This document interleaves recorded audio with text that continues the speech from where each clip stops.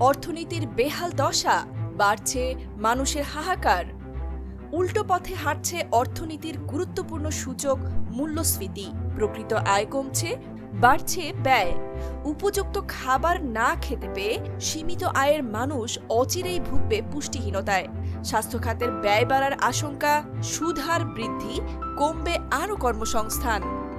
BBS এর পরিসংখ্যান বলছে, নভেম্বর মাসে দেশে খাদ্য মূল্যস্ফীতি ছিল 13.80%।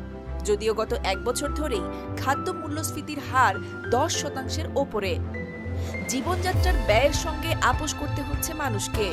অনিশ্চয়তার বিপজ্জনক পথে অর্থনীতি। বর্তমান সরকার নানান আশ্বাস দিলেও প্রতিফলন নেই বাস্তবে। চলমান অস্থিরতায় শিল্প প্রতিষ্ঠানগুলোতে যদি আরও ধস নামে, দুর্ভিক্ষের কিনারায় গিয়ে ঠেকবে না তো দেশ? আপনার মতামত কি?